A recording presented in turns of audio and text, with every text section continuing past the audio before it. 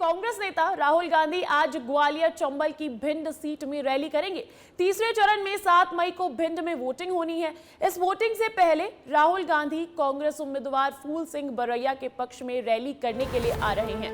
कांग्रेस को उम्मीद है कि इस चुनाव में वो सीट जीतेगी। आपको बता दें, भिंड पर इस वक्त बीजेपी का कब्जा है और आज से नहीं है, लगभग पिछले 35 सालों से बीजेपी का गढ़ मानी जाती है भिंड दतिया की ये सीट। मैं आपको बता दूं, राहुल गांधी इससे पहले भी मध्य प्रदेश के दौरे पर थे। 8 अप्रैल को वो मंडला और शहडोल में चुनावी सभा को संबोधित कर चुके हैं। उसके बाद 21 अप्रैल को उनको सतना आना था, लेकिन स्वास्थ्य खराब होने की वजह से उनका वो दौरा कैंसिल हो गया और अब दूसरी बार कांग्रेस के स्टार प्रचारक राहुल गांधी मध्य प्रदेश के दौरे पर है। यहां वो भिंड में रैली करेंगे और वहां से कांग्रेस प्रत्याशी फूल सिंह बरैया के पक्ष में माहौल बनाएंगे। और अब इस खबर पर अधिक जानकारी के साथ मौजूद है मेरे सहयोगी सूरज तिवारी। सूरज, आज कांग्रेस के स्टार प्रचारक राहुल गांधी बिलासपुर के बाद भिंड दौरे पर है। बिलासपुर बीजेपी का गढ़, भिंड 35 सालों से बीजेपी के कब्जे में, तो क्या इस बार रणनीति बीजेपी के गढ़ को भेदने की है कांग्रेस की?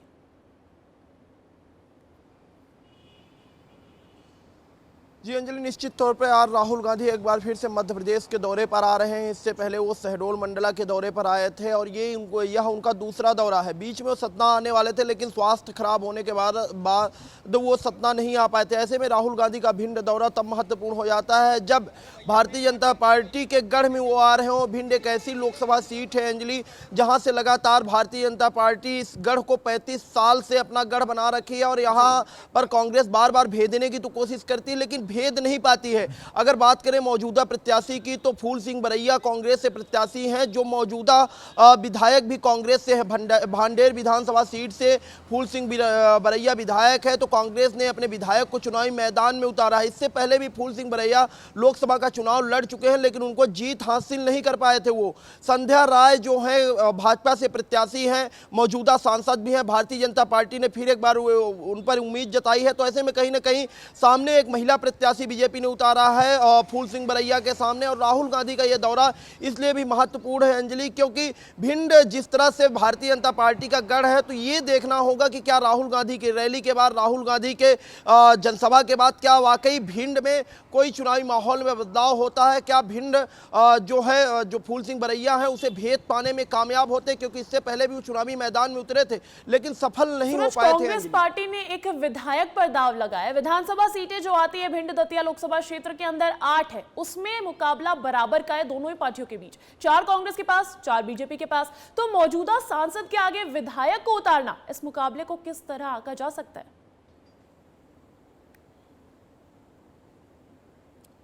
जी देखिए, कांग्रेस की ये रणनीति अलग अलग सीटों में रही है, चाहे आप सतना सीट देख लें, चाहे मंडला देख लें, ऐसी ही रणनीति अपनाकर। क्योंकि फूल सिंह बरैया की अगर बात करें तो एक जाने माने नेता हैं, राजनीति की बात करें तो एक्टिव रहते हैं। आपने देखा था कि राजभवन के सामने जब वो आए थे, स्याही अपने ऊपर उन्होंने बोला था, स्याही डालने की बात कही थी, अलग अलग बातें कही थी, हमेशा कहीं ना कहीं मीडिया में बने रहते हैं। ऐसे में बड़े नाम होने के कारण भी और विधायक होने के कारण उनकी अच्छी पकड़ भी मानी जाती है। लेकिन अंजलि, कहीं ना कहीं विधानसभा चुनाव की अगर बात करें तो विधानसभा चुनाव बिल्कुल अलग होता है, लोकसभा चुनाव बिल्कुल अलग होता है। लोकसभा चुनाव केंद्रीय नेतृत्व, केंद्रीय चेहरे पे लड़ा जाता है और जिस तरह से हम लगातार सर्वे भी विस्तार न्यूज जहां जा रहा है, तो कहीं ना कहीं मोदी का एक बड़ा नाम, मोदी का एक बड़ा फैक्टर भाजपा के लिए सामने आ रहा है। ऐसे में राहुल गांधी की रैली करना, राहुल गांधी का प्रचार प्रसार करना, देखना वही होगा कि क्या कुछ इंपैक्ट पड़ेगा फूल सिंह बरैया के वोट बैंक में। क्या वाकई राहुल गांधी की रैली के बाद भिंड का जो चुनावी समीकरण है वो बदल जाएगा, क्योंकि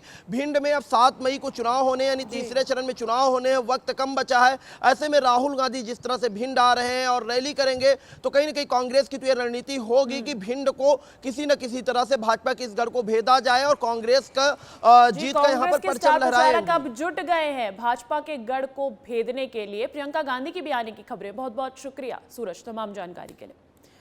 और बात करते हैं छत्तीसगढ़ की। छत्तीसगढ़ इन दिनों बीजेपी और कांग्रेस के तमाम स्टार प्रचारकों के लिए हॉट स्पॉट बना हुआ है। कांग्रेस नेता राहुल गांधी के बाद आज पार्टी के राष्ट्रीय अध्यक्ष मल्लिकार्जुन खड़गे छत्तीसगढ़ आ रहे हैं। वो यहां के जांजगीर चांपा में चुनावी जनसभा को संबोधित करेंगे। कांग्रेस उम्मीदवार शिव कुमार डहरिया के लिए मांगेंगे वोट और जांजगीर चांपा में दौरे से पहले खड़गे रायपुर में मीडिया के लोगों से भी मुलाकात करेंगे। इस दौरान उनके साथ कांग्रेस के प्रदेश प्रभारी सचिन पायलट, पीसीसी चीफ दीपक बैज, पूर्व सीएम भूपेश बघेल भी रहेंगे मौजूद। तो ये जो है कांग्रेस पार्टी के राष्ट्रीय अध्यक्ष मल्लिकार्जुन खड़गे का छत्तीसगढ़ का दौरा रहने वाला है। जांजगीर चांपा में वो चुनाव प्रचार प्रसार करते दिखेंगे। शिव कुमार डहरिया जो कांग्रेस पार्टी के प्रत्याशी है, उनके पक्ष में माहौल बनाते दिखेंगे। वहीं मैं बात करूं भारतीय जनता पार्टी के प्रत्याशी की, तो कमलेश जांगड़े महिला प्रत्याशी इस बार मैदान में है भारतीय जनता पार्टी की तरफ से। और इतिहास कहता है कि 20 सालों से बीजेपी के कब्जे में रही है ये सीट। ऐसे में जांजगीर चांपा में अध्यक्ष मल्लिकार्जुन खड़गे का ये दौरा कितना खास रहेगा, क्या कुछ इसका फर्क पड़ेगा, ये देखना दिलचस्प होगा। और अब इस खबर पर अधिक जानकारी के साथ जुड़ गए हैं मेरे सहयोगी रोहित मिश्रा। रोहित, आज कांग्रेस अध्यक्ष मल्लिकार्जुन खड़गे मिशन छत्तीसगढ़ पर है, क्या कार्यक्रम रहने वाला है और जांजगीर इतना खास क्यों है ये भी बताइएगा। पीएम मोदी ने भी अपने दौरे के पहले दिन जांजगीर से ही जनसभा की शुरुआत की थी।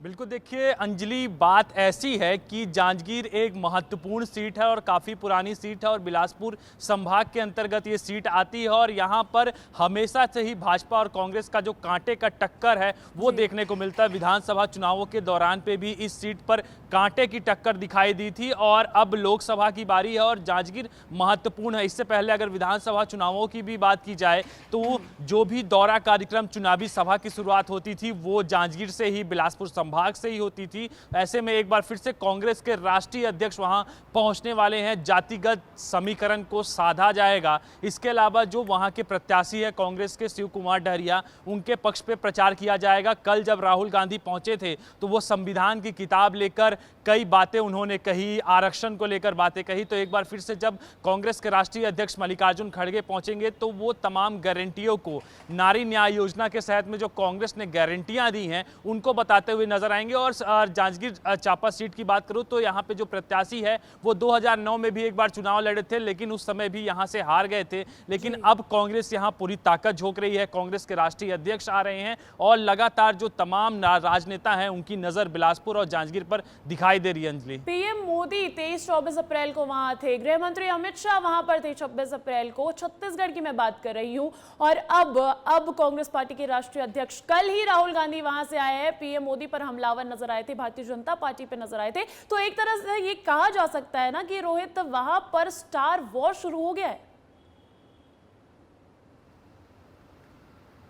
बिल्कुल, देखिए वहाँ पे हमेशा से ही रहा है और क्योंकि हाई प्रोफाइल सीट है और बिलासपुर से संभाग के अंतर्गत आने वाली जांजगीर पर कोई भी एससी और एसटी का प्रत्याशी जब भी उतरता है तो वहाँ पे जो मुकाबला रहता है वो टफ रहता है। और एक बार फिर से क्योंकि भाजपा की ओर से कमलेश जांगड़े वहाँ उतारे गए हैं, वहाँ पे महिला प्रत्याशी है और लगातार वो भी कैंपेनिंग कर रहे हैं, प्रचार कर रहे हैं। उसके विपरीत देखा जाए तो कांग्रेस ने अपने दिग्गज नेता शिव कुमार डहरिया को वहाँ उतारा है और पूर्ववर्ती कांग्रेस सरकार पे वो मंत्री रहे हैं। इसके अलावा प्रधानमंत्री नरेंद्र मोदी भी जब पहुंचे थे तो क्योंकि महत्वपूर्ण सीट है, हमेशा कांटे की टक्कर जो है वहां पे दिखाई देती है। तो एक बार फिर से जब वहां पर तमाम लोग पहुंचेंगे तो, और वहां पर ज्यादातर मैं देखा था कि जब विधानसभा चुनाव पे भी जब कांग्रेस के बड़े नेता वहां पहुंचते थे तो वहां पे दो मुद्दा सबसे ज्यादा रहता था, वो आरक्षण का था और जातिगत जो आरक्षण है उसका मुद्दा गर्माता था। तो एक बार फिर से जब कल राहुल गांधी वहां पहुंचे थे तो आरक्षण की बात उन्होंने की थी और आज जब वो कांग्रेस के राष्ट्रीय अध्यक्ष पहुंचने वाले हैं तो ऐसे में कई बातों को वो लेकर जो है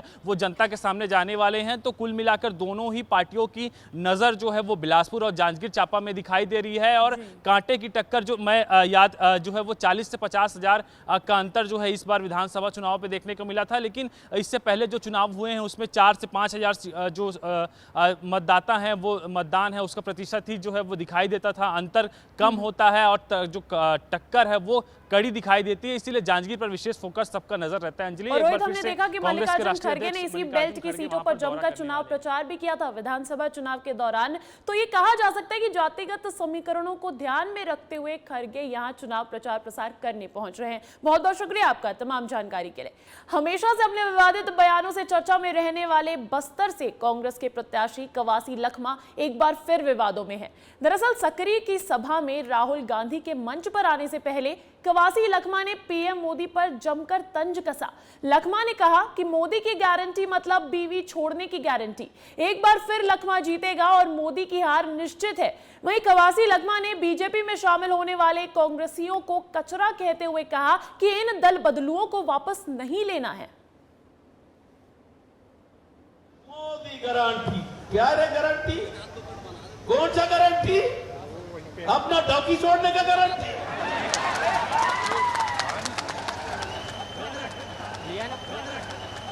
बच्चा रहने का नहीं रहने का गारंटी।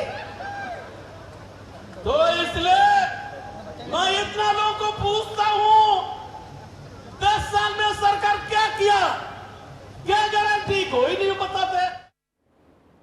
अब देखिए, बात निकली तो दूर तलक गई और उस पर रिएक्शंस भी आए। कवासी लखमा के बयान पर बीजेपी जिला प्रवक्ता प्रवीण समदारिया ने पलटवार किया। प्रवीण समदारिया ने कहा कि कांग्रेस भ्रष्ट पार्टी है। कांग्रेस महतारी वंदन योजना के नाम पर लोगों को धोखा दे रही है, लेकिन अब छत्तीसगढ़ में केवल मोदी की गारंटी ही चलेगी। मोदी को झूठा बताने वाले कवासी लखमा जी शायद भूल रहे हैं कि 3 महीना पहले ही इस प्रदेश में विधानसभा के चुनाव हुए और ये जो चुनाव है पूरा मोदी जी की गारंटी पर यह चुनाव निर्भर था और 100 दिन से भी कम समय में मोदी जी की गारंटी को इसी प्रदेश में पूरा किया गया। देखिए, कल जब अक्षय बम ने अपना नामांकन वापस लिया, बीजेपी ज्वाइन की, तो कांग्रेस को एक झटका लगा। अब एमपी में कांग्रेस को एक और बड़ा झटका लग सकता है। कांग्रेस विधायक रामनिवास रावत आज बीजेपी का दामन थाम सकते हैं। माना जा रहा है कि विजयपुर में सीएम डॉक्टर मोहन यादव के सामने वो बीजेपी ज्वाइन करेंगे। इस दौरान उनके साथ 15,000 कार्यकर्ता भी बीजेपी में शामिल होंगे। लोकसभा टिकट वितरण में अनदेखी को लेकर रामनिवास रावत नाराज हैं। हालांकि बीच में खबर आई थी कि रामनिवास रावत की नाराजगी दूर हो गई है, लेकिन अब ये खबरें फिर आ रही हैं कि वो बीजेपी ज्वाइन कर सकते हैं। सबसे मुख्य चीज़ है कि सभी कार्यकर्ताओं से बात करके, सभी की सलाह लेकर, सभी जनता से भी बात करके इस चीज़ का निर्णय आखिरी में वो क्या लेते हैं, कब लेते हैं, या तो उन्हीं से ही बात की जा सकती है। भोपाल एयरपोर्ट को बम से उड़ाने की धमकी मिली है। ईमेल के जरिए एयरपोर्ट प्रबंधन को यह धमकी दी गई है। धमकी मिलने के बाद एयरपोर्ट के मुख्य सुरक्षा अधिकारी विशाल शर्मा ने पुलिस में शिकायत दर्ज कराई, जिसके बाद पुलिस ने अज्ञात के खिलाफ केस दर्ज किया है। अब मामले में गांधीनगर और साइबर पुलिस जांच करेगी। वहीं धमकी के बाद पूरे एयरपोर्ट और प्लेन को चेक किया गया, लेकिन कोई बम नहीं मिला।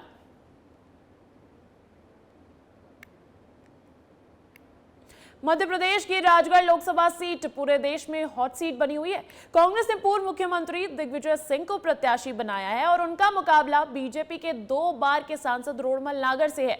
लेकिन यहां दिलचस्पी इसलिए ज्यादा बढ़ रही है क्योंकि कभी दिग्विजय सिंह की खिलाफत करने वाली ममता मीना आज उनके समर्थन में सभा कर रही हैं और दिग्विजय सिंह के सुपुत्र जयवर्धन सिंह को भी चैलेंज दे रही है। देखिए इस रिपोर्ट में।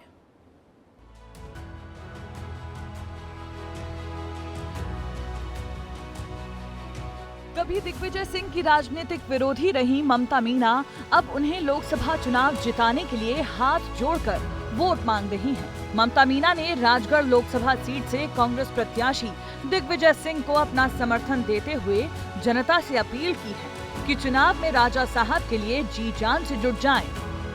कार्यकर्ताओं से हाथ जोड़ के कहना चाहती हूँ, आग्रह पूर्वक कहना चाहती हूँ, आप उनकी आवाज बनकर प्रत्येक मतदान केंद्र पर ऐसे बैठ जाइए। भाजपा को ढूंढने से भी वोट नहीं मिलना चाहिए, ढूंढने से भी। इतना ही नहीं, उन्होंने दिग्विजय सिंह के सामने ही जयवर्धन सिंह को लेकर भी बयान दिया है। और एक चीज और कहना चाहती हूँ मैं राजा साहब से कि हमारे तो अभी आपके जो, क्योंकि सुपुत्र जो विधायक जी वो आए नहीं तो उनसे भी कहती भैया हमारा तो कंपटीशन आपसे भी है भैया, हम तो चाचौड़ा 1 नंबर पे लाके रहेंगे, 1 नंबर पे। रावगढ़ को भी पीछे छोड़ने वाले हम, रावगढ़ को भी हम चाचौड़ा 1 नंबर पे लाएंगे और पूरे मध्य प्रदेश में। जिस वक्त ममता मीना भाषण दे रही थी, उस वक्त दिग्विजय सिंह शांति से उनकी बातों को सुन रहे थे और मुस्कुरा रहे थे। कुछ देर बाद दिग्विजय सिंह ने ममता मीना की तारीफ की। भाई ममता, तुम्हारा पहला भाषण मैंने सुना है।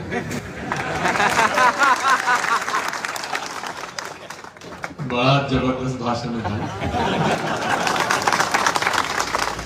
ममता मीणा बीजेपी की टिकट से साल 2013 में चाचौड़ा से विधायक बनी थी, लेकिन साल 2023 में जब बीजेपी ने ममता की बजाय प्रियंका मीणा को टिकट दिया तो उन्होंने आम आदमी पार्टी का दामन थाम लिया था, जो अब आम आदमी पार्टी के इंडिया गठबंधन के सहयोगी दल होने के चलते दिग्विजय सिंह को जिताने के लिए प्रचार कर रही हैं।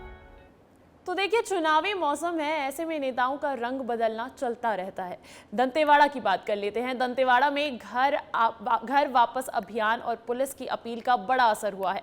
अभियान से प्रभावित होकर 23 नक्सलियों ने सरेंडर कर दिया। सरेंडर करने वाले नक्सली भैरमगढ़ एरिया कमेटी में सक्रिय थे। सभी नक्सली बंद के दौरान सड़क खोदना, पेड़ काटना और नक्सली बैनर पोस्टर लगाने में शामिल थे। 20 नक्सलियों को समाज की मुख्य धारा में शामिल कराने में डीआरजी फोर्स और 3 नक्सलियों को सीआरपीएफ ने सरेंडर कराने में खास योगदान रहा। सरेंडर किए गए नक्सलियों को सरकार की ओर से 25-25 हजार रुपए और पुनर्वास योजना के तहत मिलने वाले फायदे मिलेंगे। अब तक 177 इनामी नक्सली समेत 661 नक्सली समर्पण कर चुके हैं। जबलपुर के कबाड़ खाने में हुए ब्लास्ट के मामले में रजा मेटल इंडस्ट्री के मालिक पर 15,000 का इनाम घोषित किया गया है। पुलिस ने फरार आरोपी शमीम पर इनाम घोषित किया है। बीते दिनों हुए कबाड़ खाने में ब्लास्ट में 2 कर्मियों की मौत हो गई थी, जिसकी जांच एनआईए और एनएसजी की टीम कर रही है।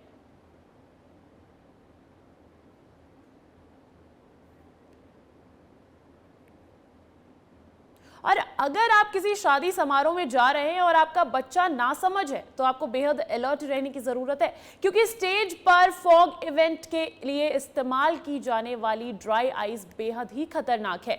खबर राजनांदगांव से है। यहां चमाराय गांव में शादी समारोह में खेल में ड्राई आइस खाने से बच्चे की मौत हो गई। बताया जा रहा है कि महिला अपने 3 साल के बचलाचे को लेकर शादी में गई थी। बच्चे ने स्टेज के पास पड़ी ड्राई आइस अचानक निगल ली, जिसके बाद उसकी तबीयत बिगड़ी और उसकी मौत हो गई। वहीं मासूम के परिजनों ने अब पुलिस से कार्रवाई की मांग की है। रिसेप्शन के टाइम जो करते हैं ना अपना धुआं निकलने वाला, उसको यूज़ किए थे लोग, और वो क्या हुआ कि इधर उधर बिखरा पड़ा था। बच्चे को थोड़ी पता है कि वो खाने का आइटम है या क्या है। वो बर्फ़ समझ के उसको खा लिया, और जैसे ही वो घर में गया, घर में जाते ही 5 मिनट नहीं हुआ उसका डेथ हो गया। परिवार वालों का कहना है कि उसने ड्राई आइस खाई और घर आके उसकी तबीयत खराब हुई और जहाँ हॉस्पिटल ले जाने पर उसको मृत घोषित कर दिया गया। वर्तमान में जो है बच्चे का पीएम हो चुका है और विस्तृत जो रिपोर्ट है पीएम रिपोर्ट आने के बाद ही बताई जा सकती। ड्राई आइस के टुकड़े पड़े हुए थे जमीन पर बहुत सारे, जिनमें से उठा करके उस बच्चे ने खा लिया, और खाने के बाद में वो घर गया। जब वह घर पहुंचा तो घर में जाकर बेहोश हो गया। बेहोश होने के बाद उसके घर वालों ने 112 को कॉल किए। 112 की गाड़ी पहुंची और बच्चे को लेकर मेडिकल कॉलेज गई, और मेडिकल कॉलेज में डॉक्टर ने चेक करने के बाद में बच्चे को